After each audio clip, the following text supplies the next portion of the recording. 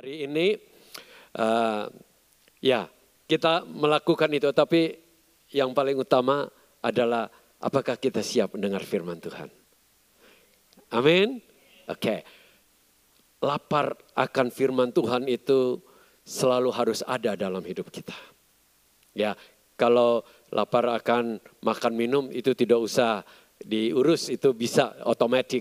Tapi lapar akan firman Tuhan itu harus kita intentionally, harus memang sengaja atau begitu rindu untuk lapar firman Tuhan. Jadi firman Tuhan yang dibagikan itu tidak sia-sia. Begini, ini Tuhan Yesus, ya Tuhan Yesus pada waktu banyak orang datang berkumpul, dia memberikan satu perumpamaan. Perumpamaan adalah penabur, ya. Ini ya, penabur. Hari ini saya rindu sekali berkhotbah dengan tema bagaimana kita hidup di masa yang penuh tantangan. Penuh tantangan, ya. Saya ulangi lagi, kenapa? Saudara belum pernah alami bukan bahwa di tahun 22 ini banjir yang ada di Australia bagian timur ini sudah lebih dari 4 kali kebanjiran dalam tahun ini saja. Gempa bumi di mana-mana, ekonomi juga kita tidak tahu apa yang akan terjadi di hari-hari depan, kita tidak tahu. Bencana mulai dari gempa bumi, tsunami, ya, apalagi berita tentang perang yang ada di Eropa, bisa saja satu waktu kena kita semua di sini. Imbasnya sudah mulai bukan? Oleh karena itu saudara-saudara, ini adalah masa-masa yang sudah diulang-ulang oleh Tuhan Yesus katakan. Sebelum kedatangannya yang kedua kali, itu akan terjadi masa sulit yang belum pernah terjadi sebelum-sebelumnya. Ya. Jadi kita sebagai orang-orang percaya, bagaimana kita harus hidup, bagaimana respons kita, bagaimana kita harus hadapi itu semua. Oleh karena itu nanti yang saya akan bagikan ini, biarlah ini akan menjadi berkat di dalam kehidupan kita, menjadi kekuatan di dalam hidup kita. Saya ulangi lagi, tadi tentang perumpamaan tentang penabur, ya. Tuhan Yesus memberikan satu kisah kepada orang-orang yang pada waktu itu datang berkumpul untuk bertemu dengan dia atau dengar dia. Ya, dia katakan ada seorang penabur yang keluar untuk menabur gandum di ladangnya. Di situ ada benih yang jatuh di tanah yang keras. Dan pada waktu di tanah yang keras itu langsung burung datang ambil, ya, karena dia lihat burung. Dan ada yang jatuh di tanah yang cukup baik tapi tipis, ya, sehingga dia tidak bisa berakar. Dia bisa hidup tapi tidak bisa berakar benih itu. Yang ketiga, saudara-saudara, dia jatuhnya di antara semak belukar. Ada benih yang jatuh di antara semak belukar. Dan ada yang jatuh di tanah yang subur. Ini sedang berbicara tentang saat kita mendengar firman Tuhan saat ini. Apa yang akan terjadi di dalam hidup kita tergantung dari bagaimana kita mengerti atau sikap hati kita terhadap firman itu. Yang pertama, kalau tanah yang keras, ada orang yang bilang begini, saya datang ke gereja, tapi saya nggak mau pusing dengan firman Tuhan. Saya hanya mau kumpul-kumpul aja. Jadi dia dengar firman Tuhan. Jadi firman Tuhan itu tidak bisa dia mengerti. Sehingga pulang dan pergi sama saja. Bahkan itu firman yang jatuh itu dicuri oleh iblis sebelum keluar dari rumah. Ya, itu memang terjadi. Saya sering lihat. Kenapa? Karena mereka sudah punya prekondisi untuk tidak mau terbuka kepada firman Tuhan. Karena sudah terlalu banyak kebohongan dunia ini yang merusak cara berpikirnya, sehingga waktu hamba Tuhan atau Tuhan sendiri berbicara sudah tidak mau dengar. Nah, yang kedua adalah sikap hati yang tidak berakar. Dia senang. Firman Tuhan katakan dia bergembira.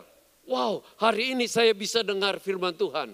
Ya, tetapi firman itu tidak berakar di dalam hidupnya.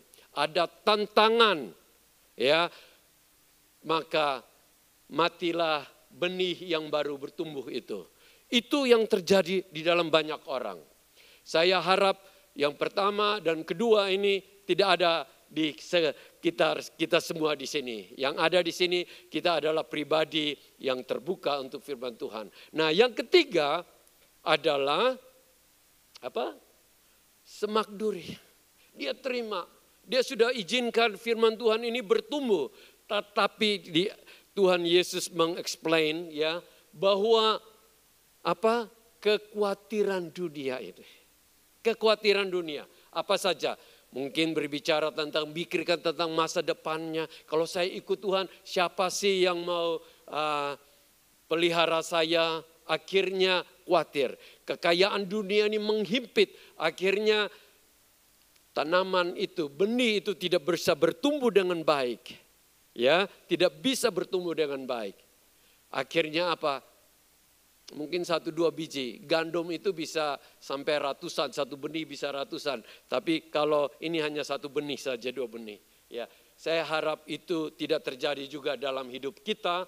Kenapa? Karena Tuhan menghendaki kita bagaikan tanah yang subur.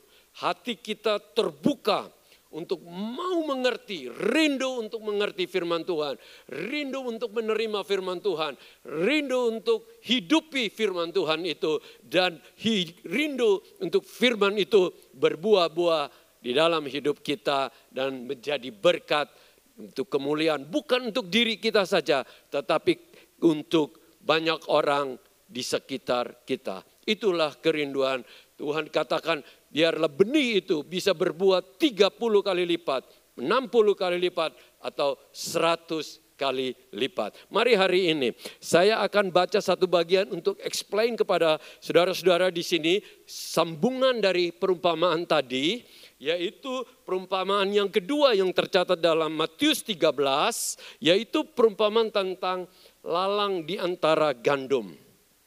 Ya, lalang di antara gandum. Yesus membentangkan suatu perumpamaan lagi kepada mereka, katanya, hal kerajaan sorga itu seumpama orang yang menaburkan benih yang baik di ladangnya. Tapi pada waktu semua orang tidur, datanglah musuhnya menaburkan benih lalang di antara gandum itu lalu pergi. Ketika gandum itu tumbuh dan mulai berbulir, nampak juga lalang itu. Maka datanglah hamba-hamba Tuhan ladang itu kepadanya dan berkata, Tuhan, bukankah benih baik yang Tuhan taburkan dalam ladang Tuhan? Dari manakah lalang itu? Jawab Tuhan itu, seorang musuh yang melakukannya. Lalu berkatalah hamba-hamba itu kepadanya, jadi maukah Tuhan supaya kami pergi mencabut lalang itu? Tetapi ia berkata, jangan, sebab mungkin gandum itu ikut tercabut pada waktu kamu mencabut lalang itu. Biarkanlah keduanya tumbuh bersama sampai waktu menuai. Pada waktu itu aku akan berkata kepada para penuai, kumpulkanlah dahulu lalang itu dan ikatlah berkas-berkas untuk dibakar, kemudian dikumpullah gandum itu ke dalam lumbungku. Saudara-saudara, ini perumpamaan kedua yang Tuhan ingin menerangkan kepada manusia, kepada kita, bukan saja pada waktu ia bersama-sama dengan murid-muridnya dan orang-orang yang sekitar mendengar dia, tetapi kita sebagai anak-anak yang percaya kepada Tuhan Yesus Kristus, bahwa apa yang sedang terjadi saat kita mendengar firman Tuhan, Iblis pun tidak tinggal diam, dia berusaha untuk menaburkan benih-benih yang buruk. Benih-benih yang tidak baik itu, yang disebut lalang itu di dalam hidup kita. Saudara-saudara yang dikasihi, ya inilah sesungguhnya dunia ini sedang terjadi demikian. Tuhan punya rencana yang baik untuk manusia.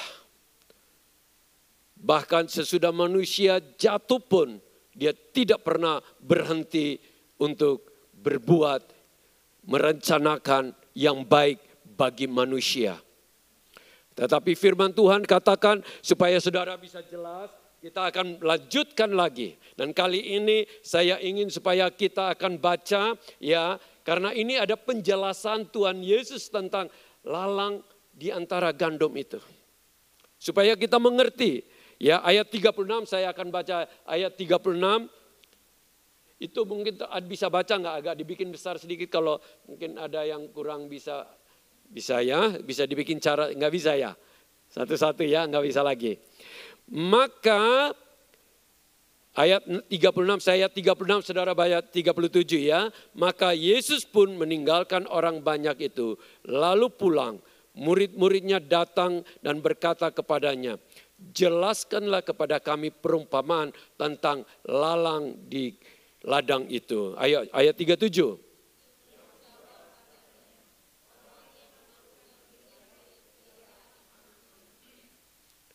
Ladang ialah dunia. Benih yang baik itu anak-anak kerajaan. Dan lalang anak-anak si jahat.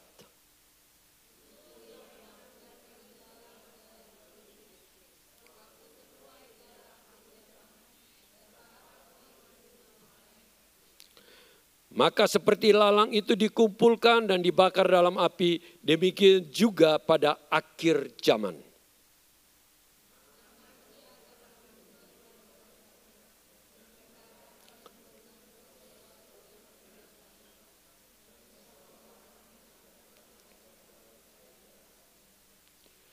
Semuanya akan dicampakkan ke dalam dapur api. Lalu di sana akan terdapat ratapan dan kertak gigi.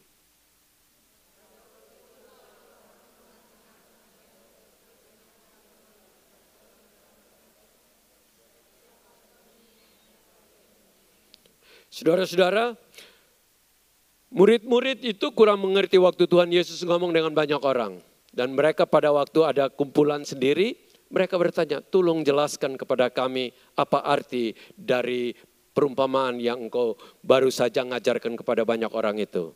Ya, dan Tuhan Yesus katakan, ya, benih itu ke satu supaya kita tahu apa? Firman Tuhan.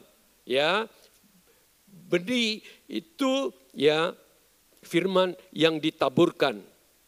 Orang-orang yang menaburkan benih baik ialah anak manusia. Orang yang menaburkan benih baik itu anak manusia. Anak manusia ini siapa? Tuhan Yesus. Ya, supaya saudara mengerti bahwa Tuhan Yesus dan berikut lagi ladang ialah apa? Dunia ini yang kita tinggal ini. Ya, benih yang baik itu apa? Anak-anak kerajaan. Jadi kita adalah anak-anak kerajaan, ya. Dan lalang adalah anak-anak si jahat. Musuh yang menaburkan benih lalang ialah iblis. Iblis. Dan waktu menuai ialah akhir zaman dan para penuai itu apa? Malaikat. Saudara, apa yang sedang terjadi di muka bumi ini? Saudara mungkin berpikir, kenapa sih orang yang jahat nembak-nembak orang di Amerika, bukan di Amerika, di Eropa atau di mana, kok masih dibiarkan hidup saja? Ya, kenapa kok Tuhan nggak cabut itu orang-orang itu semua seperti yang kita semua mungkin inginkan gitu. Tapi firman Tuhan katakan bahwa Tuhan mengizinkan kejahatan ini di muka bumi ini hingga akhir zaman. Pada waktu Tuhan Yesus datang, disitulah keadilan terjadi benar-benar.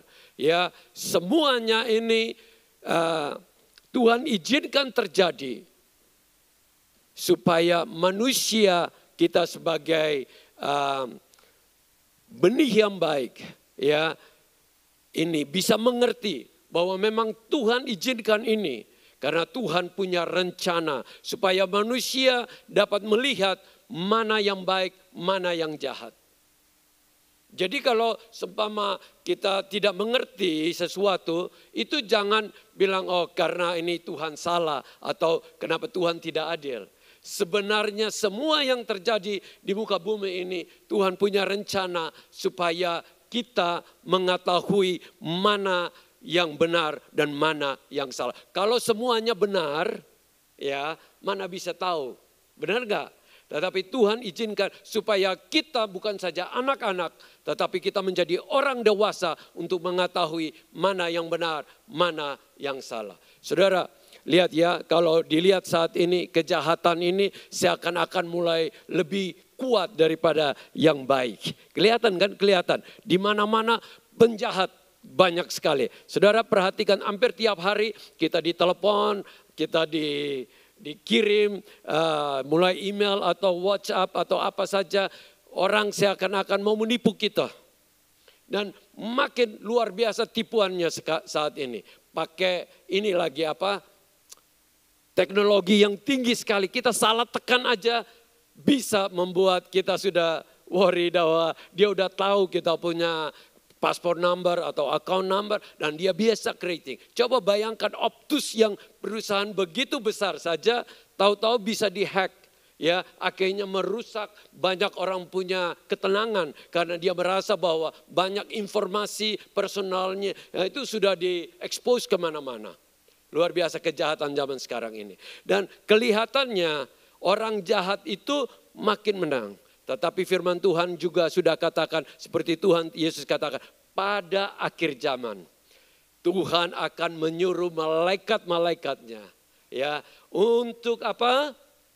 Untuk datang mengumpulkan semua dan memisahkan yang gandum dia simpan di tempat gandum dan yang apa? Yang lalang ini. Salah satu tanda utama dari lalang dan gandum itu saudara tahu? Kalau gandum makin berbuah, dia makin tunduk. Saudara perhatikan, dia makin berat, dia makin tunduk. Dan lalang makin tinggi. Itu tandanya. Kalau orang yang sikapnya masih ada lalang di dalam hidupnya apa? Kesombongan makin kelihatan. Tapi kalau orang yang benar-benar gandum, maka kerendahan hati itu akan nampak di dalam hidupnya. Saudara-saudara, di sini adalah apa yang sedang terjadi di muka bumi. Iblis, saya akan ini ya, baca di sini saya sudah tuliskan ada beberapa di sini, saudara, bahwa iblis itu berusaha untuk ini, saudara-saudara. Iblis itu kita harus waspada. Kita harus berpada karena iblis itu berusaha untuk apa? Untuk menabur benih kejahatan terus di dalam hidup kita. Setiap hari kita harus diligent, waspada. Diligent itu harus waspada. Kenapa? Kita bisa berbuat kesalahan. Oleh karena iblis itu selalu mengambil kesempatan untuk mau mencuri, untuk menjatuhkan kita. Iman kita selalu diusahakan untuk digoncangkan.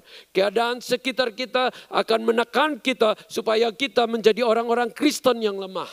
Dia akan berbuat sebegitu rupa untuk menipu kita sehingga mata kita akan tertarik kepada hal-hal yang bukan dari Tuhan.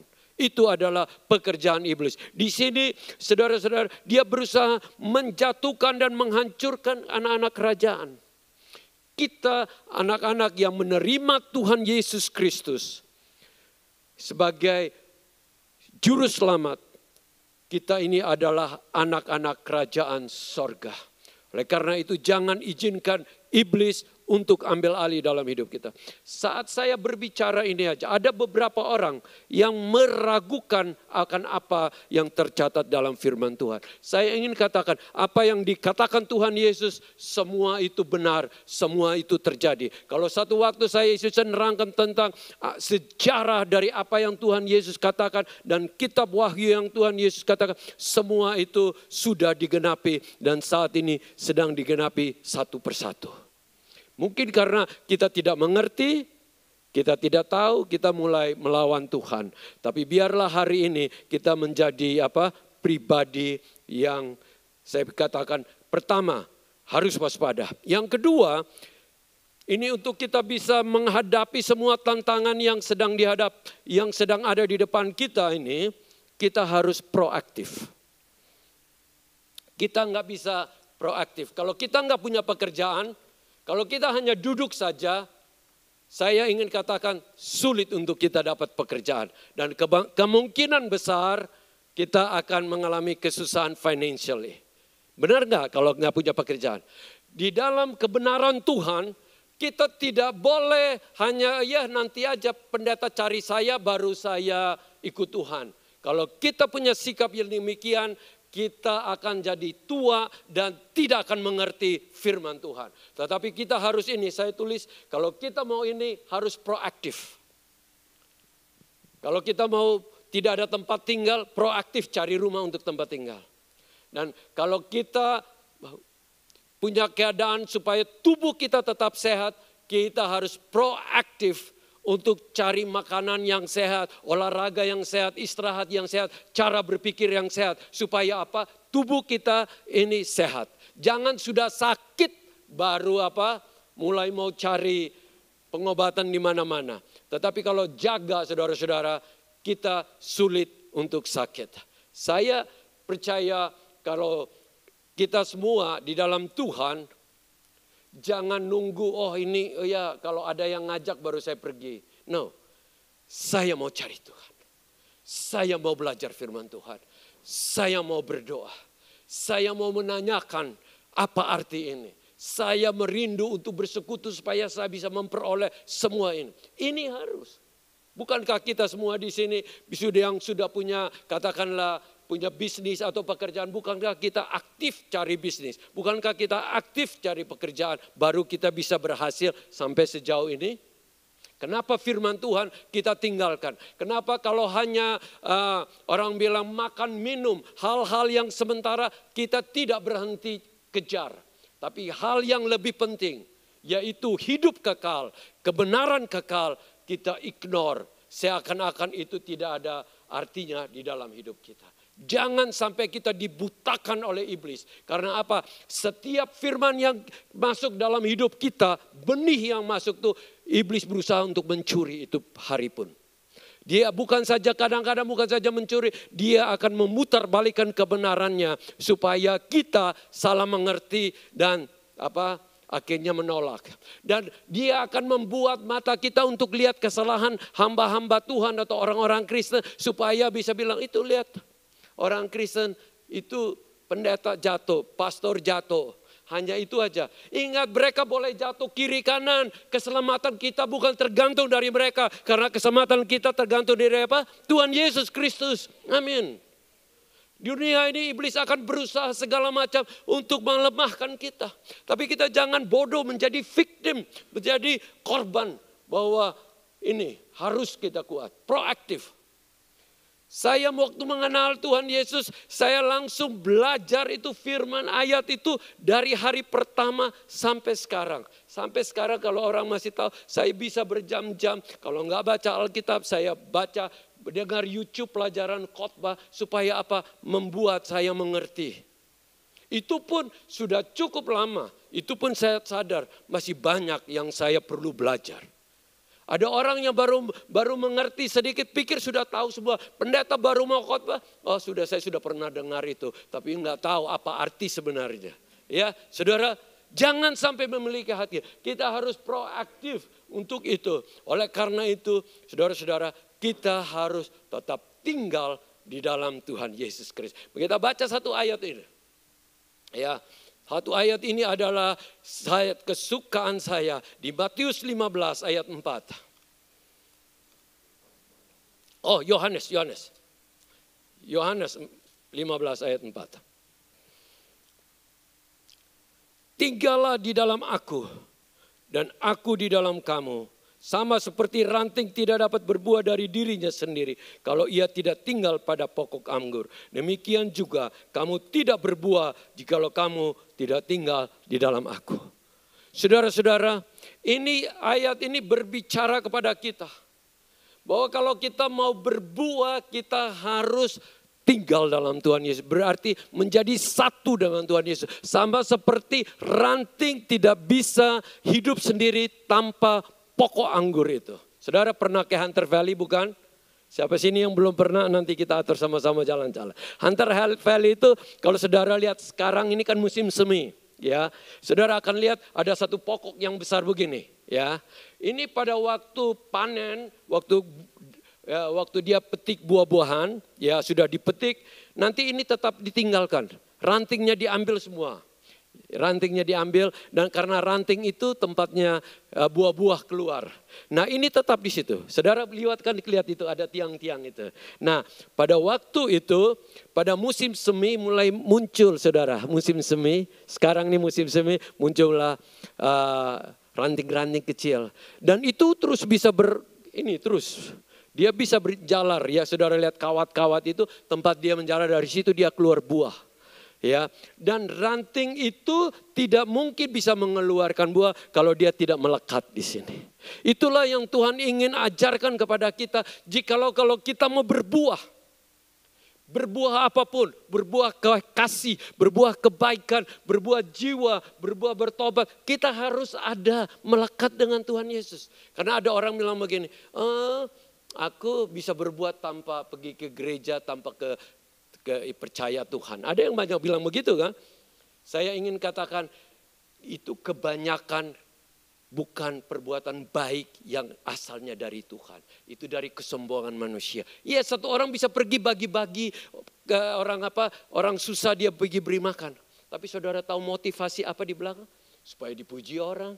Masuk di YouTube, jadi terkenal. Benar enggak? Kita tidak tahu. Tapi kalau orang yang benar-benar dalam Tuhan Yesus, dia akan memberikan pertolongan ke orang lain. Dia akan berbuat kasih kepada siapapun tanpa harus ada orang yang memuji dia. Itu bedanya. Oleh karena itu saudara-saudara, tinggal di dalam dia. Karena kita tidak mungkin bisa berbuat. Inilah yang menjadi kekuatan kita untuk menghadapi dunia yang bergoncang ini. Saudara, saya sendiri kalau tiap kali dengar bahwa Putin mulai bilang mau nyerang dengan nuklir, saudara hati saya tuh ini gimana nih orang-orang di Ukraina, di Eropa dan nanti NATO balas lagi dengan nuklir jadi apa kita? Mungkin di Australia kita oke karena kita jauh dari Eropa. Tapi dunia ini akan hancur dengan itu dia punya radiasi itu. Kadang-kadang kita sebagai itu, tapi kadang-kadang dengar begitu langsung saya bilang, oh Tuhan, seperti tadi katakan, ya, yang jahat akan dikalahkan semuanya. Dan Tuhan akan menang. Karena dia akan mengutus malaikatnya untuk mengumpulkan. Firman Tuhan katakan pada waktu ia kembali, ia akan mengalahkan si jahat itu, iblis itu, mengalahkan sehingga orang-orang percaya ini akan hidup bersama dengan dia di dalam kekudusan dan kebenaran selama-lamanya. Nah, sekarang saya akan bagi yang terakhir ya. Yang terutama sekarang, yang ketiga. Orang pikir bahwa sudah ke gereja itu sudah cukup. Ya, ada orang bilang saya sudah melayani, itu sudah cukup. Di Alkitab tidak pernah bilang engkau sudah ke gereja, sudah ke ini menyanyi atau melayani atau sudah khotbah. Engkau akan masuk surga. Saya harus ini katakan, ya. Kita harus mengalami kelahiran baru. Tuhan Yesus berkata kepada Nikodemus, engkau harus dilahirkan kembali. Padahal Nikodemus itu seorang guru yang berumur lebih dari Tuhan Yesus. Guru Israel. Tapi Tuhan Yesus katakan, engkau harus lahir baru. Kenapa? Karena firman Tuhan katakan yang lahir dari daging ini, manusiawi kita, manusiawi. Yang Tuhan katakan, kalau kita mau masuk dalam kerajaan sorga, mau connect dengan Tuhan Yesus, mau mengerti ya akan rahasia firman Tuhan, kita perlu mengalami satu pembaharuan di dalam roh. Kelahiran baru itu bukan berarti kita harus masuk di kandungan ibu kita dan dilahirkan lagi. Bukan. Yang dimaksudkan adalah kelahiran satu manusia roh di dalam hidup kita. Itu harus. Orang selalu pikir, oh kita nanti kita Tuhan Yesus datang kita juga bisa diterima. Saya harus katakan tidak. Karena saya bukan bilang ini ya, karena berapa ayat yang Tuhan Yesus katakan itu Tuhan Yesus katakan sendiri. Kalau engkau tidak melakukan, maka engkau akan ditolak. Bukan orang yang berseru-seru Tuhan akan masuk dalam kerajaan sorga. Tapi dia yang melakukan kehendak Bapa. Dan kehendak Bapa kita semua harus benar-benar ada di dalam Tuhan Yesus Kristus. Waktu Tuhan memberikan perumpamaan tentang 5 gadis bodoh dan 5 gadis bijaksana. Semuanya itu kelihatannya menunggu Tuhan sama-sama. Tapi 5-nya masuk dan 5-nya tidak masuk. Saya sebagai seorang hamba Tuhan, saya tidak ingin satu daripada saudara di sini termasuk saya dan keluarga saya ada yang dilemparkan ke neraka. Saya tidak mau. Oleh karena itu saya harus benar-benar tiap kali saya bertemu dengan orang, saya harus menyadarkan bahwa untuk masuk ke dalam kerajaan sorga bukan karena kita bawa uang ke gereja, bawa uang untuk hamba Tuhan, atau sudah nyanyi kor, atau sudah melakukan kebaikan perpuluhan atau apa. Tidak. Harus benar-benar. Yang kedua itu adalah harus mengalami pertobatan. Harus mengalami pertobatan. Jangan pikir, oh mama saya dulu ikut gereja jadi saya ikut. Ingat loh, di dalam ke sorga itu tidak ada karena keturunan. Pribadi lepas pribadi. Kita aminkan itu? Jadi harus ada pertobatan. Ini akhir-akhir ini di gereja ini sudah tidak berani bicara tentang pertobatan. Takut jemaat hilang. Bagi saya mau hilang gak apa-apa. Asal yang penting dengar bertobat sungguh-sungguh. Kenapa? Kalau saya tidak ingatkan darahnya itu yang waktu engkau itu akan dipertanggungkan saya sebagai seorang gembala. Kita harus bertobat benar-benar. Bertobat dari perbuatan apapun yang salah. Pertobatan dengan ini, dengan segala macam. Banyak orang tuh hari Minggu kelihatan kayak malaikat. Tapi hari Selasa, Senin sampai Sabtu seperti apa kira-kira? Apa? Lucifer. Ya, itu David punya ini. Ya, benar. Karena kita harus benar-benar bertobat. Ada orang yang datang ini karena hanya kebiasaan hari Minggu harus ke gereja. Tetapi tidak ada pertobatan. Dan Tuhan Yesus katakan, tanpa pertobatan tidak ada seorang pun yang dapat melihat kerajaan sorga. Oke, Petrus waktu ditanya,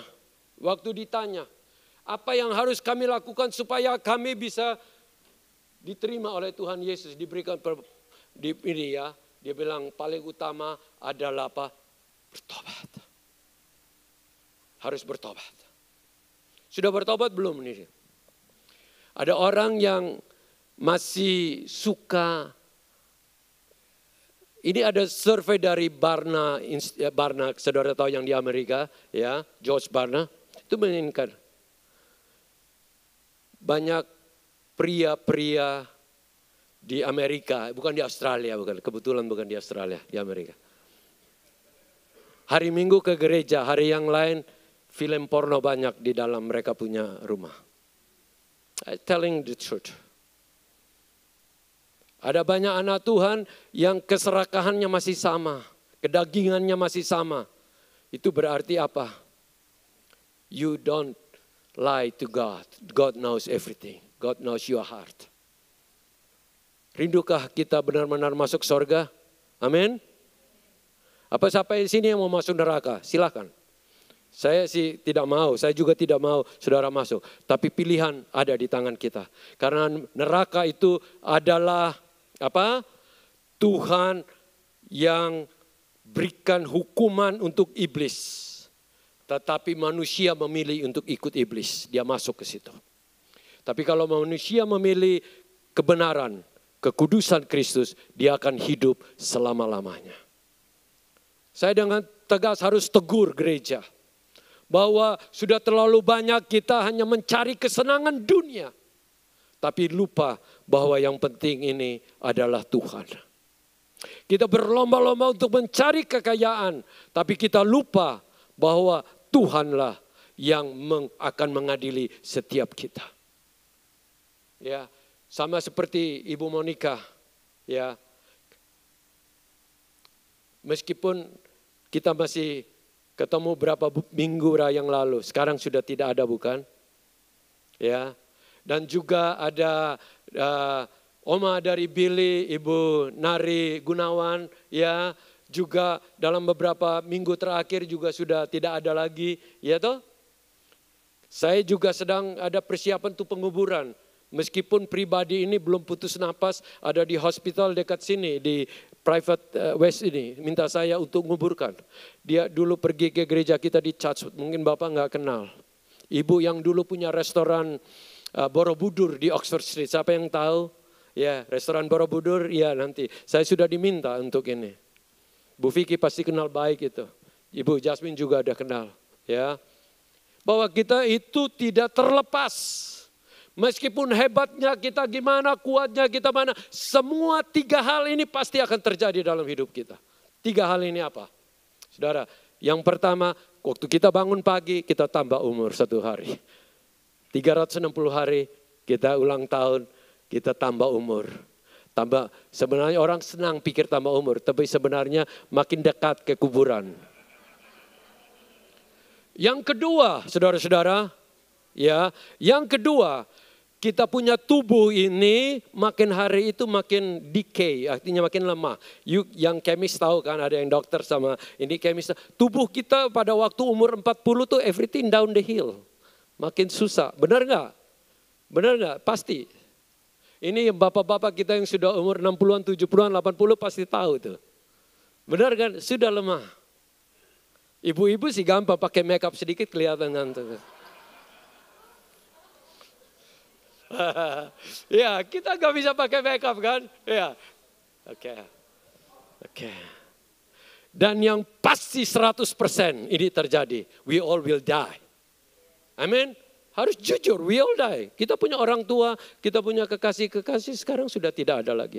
Oleh karena itu, pertobatan itu harus ada. Dan itu harus ada buahnya. Oh, saya bertobat mulut di gereja, nanti pulang buahnya apa? Ada satu orang yang suka pergi ke Star City. Hari Minggu dia bilang, Ibu Ruth, saya mau didoakan. Terus gak lama berapa hari pergi lagi. Itu artinya apa? Enggak bertobat itu. Kalau orang yang benci dosa benar-benar, dia akan bertobat. Dia akan benci dosa itu. Dia akan tinggalkan. Orang yang mulutnya suka ngatain orang lain, itu juga perlu bertobat. Ya, perlu bertobat. Kita perlu. Apalagi. Karena itu, yang terutama ini harus dimiliki dalam hidup kita. Harus menjadi manusia ciptaan baru. Di dalam 2 Korintus 5 ayat 17 berkata apa? Barang siapa yang ada di dalam Kristus, dia adalah ciptaan yang baru. Yang baru sudah, yang lama, mesti baca nih. Yang lama sudah berlalu, yang baru sudah datang. Berarti saudara mengerti firman Tuhan. Puji Tuhan. Kalau kita sebagai anak Tuhan tidak ada bedanya. George Barna bilang begini. Di Amerika dia survei orang kenal Tuhan sama tidak kenal Tuhan hidupnya Podo wae, hampir sama. Berarti Kristus itu tidak nyata dalam hidup kita. Gereja itu hanya tradisi, gereja itu hanya satu kebiasaan, gereja itu hanya kumpul-kumpul, gereja itu social club. No, gereja ini tempat kita mengenal Tuhan, tempat kita bertumbuh dalam Tuhan, tempat kita benar-benar dengar firman Tuhan, diubahkan, ditransformasikan menjadi ciptaan baru supaya benar-benar kita ini. Kita pikir kita ini sudah cukup baik masuk surga? Sudah cukup? Saya hanya ingin katakan, tidak ada satu pun yang cukup baik. Cukup suci, cukup berbuat baik untuk masuk surga. Tapi kami bersyukur ada Kristus yang bayar harga di dalam untuk kita semua. Amin. Karena saya tahu, saya sudah cukup lama baca firman Tuhan. Tapi saya tahu kalau bukan Kristus, saya tidak akan masuk surga. Saya ingin katakan. Karena jalan satu-satunya hanya adalah Yesus Kristus. Dia berkata apa? Akulah jalan, kebenaran, dan kehidupan. Oleh karena itu saudara-saudara, saya tidak panjangkan. Tapi kita akan memanggil mereka. Tapi di sini saya rindu. Kita benar-benar pemberesan di hari-hari depan ini. Mulai hari ini. Apa saja yang tidak berkenan Tuhan kita harus buang. Di rumah kita yang banyak rubbish, buang. Makanan di kulkas yang tidak berguna, buang. Ya, tapi dosa apapun dalam hidup kita, buang. Dan kita menjadi pribadi yang benar-benar nama Tuhan dipermuliakan. Jangan pikir Tuhan itu murahan, salibnya itu murahan. No, dia bayar harga dengan darah yang mahal. Ya, jangan pikir yang penting hari Minggu aku naikkan doa habis itu masuk surga. Saya baru makin baca baru sadar. Saya pun harus serius. Saya pun harus serius. Jangan pikir ada yang bilang saya masuk surga. Saya bilang itu omongan ajamu. Kamu tidak tahu apa yang saya lakukan di balik ini, benar gak? Kamu kan gak tahu kan? Manusia bisa pura-pura jadi pendeta, I'll tell you. Bisa pura-pura. Saya hoping tidak itu diketemukan dalam hidup saya. Tapi saya sudah ketemukan banyak orang itu bukan pendeta yang benar-benar. Kalau di sini semua pendeta, saya tahu mereka serius untuk Tuhan Yesus. Amin. Tapi yang di luar sana, saya itu kan kenal banyak. Tahu-tahu sudah nelpon saya, Pak Sam bisa sponsor kami ke Australia enggak? Bolak-balik saya ditelepon begitu. Ya, mereka enggak mau apa yang Tuhan mau mereka lakukan, mereka mau cari tempat yang kesenangan. Saudara-saudara, saat ini saya hanya bertanya ini, serius. Oke, kita hari ini ada banyak waktu, ya. Habis ini kita fellowship, tapi ini penting sekali. Maukah kita mengalami kelahiran baru dalam hidup Tuhan? Mau? Tempatkan Yesus paling utama dalam hidup. Tempatkan, terima dia sebagai Tuhan dan Juru Selamat. Katakan Tuhan perbaharui saya. Saya mau bertobat dari semua apapun yang saya tahu. Ingat pertobatan itu bukan satu kali, tiap hari. Oke, bilang Tuhan apa yang engkau tidak mau, saya mau bertobat. Dan Tuhan jadikan saya ciptaan yang baru. Sehingga orang melihat aku, orang melihat Kristus yang hidup di dalam hidupku. Bukan agamawi yang datang hanya untuk ini aja, show off. No, kita akan benar-benar hidup dalam Tuhan. Siapa yang rindu, bilang Tuhan saya mau. Saya mau mengalami kelahiran baru. Saya mau hidup untukmu. Saya mau bertobat dari apapun yang tidak berkenan. Ya, saya rindu saat ini.